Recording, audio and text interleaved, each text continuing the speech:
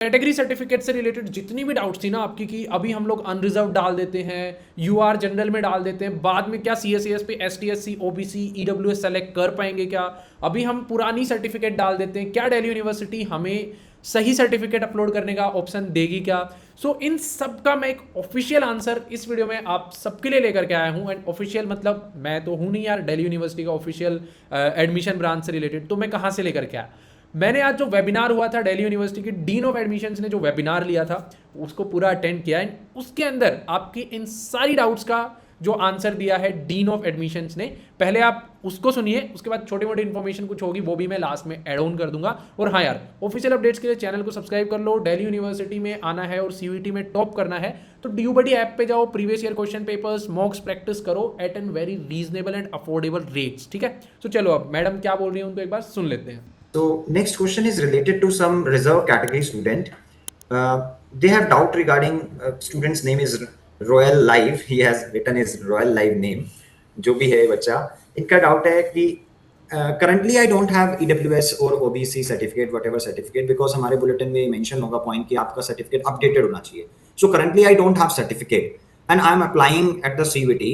So do I need to get the certificate right now while applying for the CVT or should I get the certificate after the date because I need an updated certificate?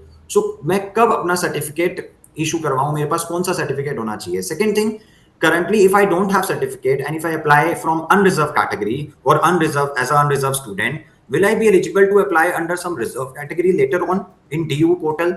और the other way कि अभी उसने reserve category से fill कर दिया और फिर यहाँ पे आके वो क्या अपनी कैटेगरी को चेंज कर सकता है, क्या वो अनरिजर्व से रिजर्व या रिजर्व से रिजर्व कैटेगरी बन सकता है डीयू के प्रोसेस में, एडमिशन प्रोसेस में? देखिए अभी सीयूईटी जब आप भर रहे हैं तो मैंने शुरुआत में कहा था मैं ओबीसी और ईडब्ल्यूएस के बारे में हमें बाद में बात करूंगी। ओबीसी और ईडब्ल्यूएस के लिए आपको 31 मार्च के बाद का सर्टिफिकेट चाहिए होगा। अभी जाहिर सी बातें नहीं बनेगा, 31 मार्च आने वाली है और आपको सीयूईटी का हो सकता है उससे पहले भरना हो जाए। तो अभी तो आप ओबीसी और ईडब्ल्यूएस का सर्टिफिकेट जो भी आपका लेटेस्ट फाइनेंशियल ईयर का है वो भर दीजिए। जब हम दिल्ली यूनिवर्सिटी का प्लेटफॉर्म खोलेंगे, सीसास प्लेटफॉर्म खोलेंगे जो शायद मई में जाके खुलेगा, तो 31 मार्च में यानी 1 अप्रैल से लेकर जब भी हम अपना खोलेंगे फॉर्म तब तक आप तुरंत अपना अपडेटेड ओबीसी ईडब्ल्यूएस का सर्टिफिकेट बनवा लीजिएगा, क्योंकि उससे पहले का सर्टिफिकेट हमारे एडमिशन के लिए मान्यता नहीं रखेगा। I repeat, for OBC and EWS we would need the certificate issued after 31st of March of the current financial year. तो आप 1 अप्रैल से लेकर अपना सर्टिफिकेट बनवा लीजिए। अभी सीयूईटी में आप अपना जो भी वैलिड सर्टिफिकेट है वो अटैच कर दीजिए। कैटेगरी चेंज का जहां तक सवाल है, जब आप दिल्ली यूनिवर्सिटी का फॉर्म भरें, मान लीजिए अभी आपके पास सर्टिफिकेट नहीं है, आप यूआर या ओबीसी भरना चाहें भर लीजिए, लेकिन जब दिल्ली यूनिवर्सिटी का फॉर्म करें तो आप सही जानकारी दीजिए। उस समय जो आपके पास कैटेगरी या सर्टिफिकेट होगा वो जानकारी दीजिएगा, वहां गलत जानकारी मत दीजिएगा। अगर आप हमारे प्लेटफॉर्म पे भी गलत जानकारी देंगे तो आपकी वो बहुत पेनल्टी लग जाएगी और गलत मानी जाएगी। तो अभी आपके पास टाइम है, आप सर्टिफिकेट अपने बनवा लीजिए और मई तक बनवा के रख लीजिए। SC ST सर्टिफिकेट में कुछ भी फर्क नहीं पड़ता, बिकॉज उसमें कोई डेट का क्राइटेरिया नहीं। तो भाई जैसा कि मैम ने बोला, अभी कोई भी आपके पास सर्टिफिकेट है उसको आप डाल दीजिए, पुराना है, स्टेट का है, या फिर अभी आप अनरिजर्व में डाल लो यार। जब CSCS का पोर्टल आएगा उसके ऊपर चेंज करके आपको सही डालना है, क्योंकि सीवीटी में जो आप डालते हो ना उसको कोई नहीं देखता सर्टिफिकेट्स को, लेकिन जब यूनिवर्सिटीज़ में अप्लाई करते हो वो वेरीफाई होते हैं।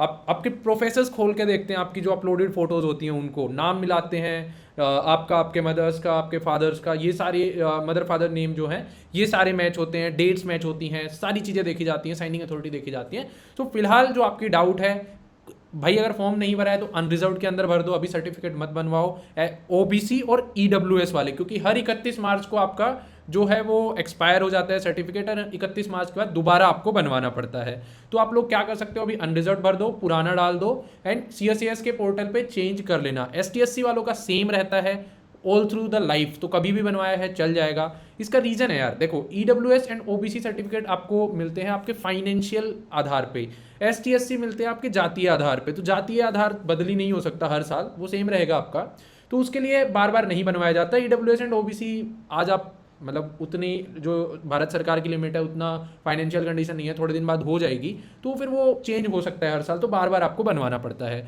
अब ST SC वाले पूछेंगे सर सर्टिफिकेट तो नहीं है हमारे लिए, हम क्या करें? आप भी अभी जनरल या अनरिजर्व डाल दो, बाद में आप भी चेंज कर पाओगे DU के CSCS पोर्टल पे। लास्ट 4 साल से 3 साल से यही हो रहा है और इस बार मैडम ने खुद आके फिर से यही चीज़ बोली है, तो टेंशन किस चीज़ की है यार। ओके।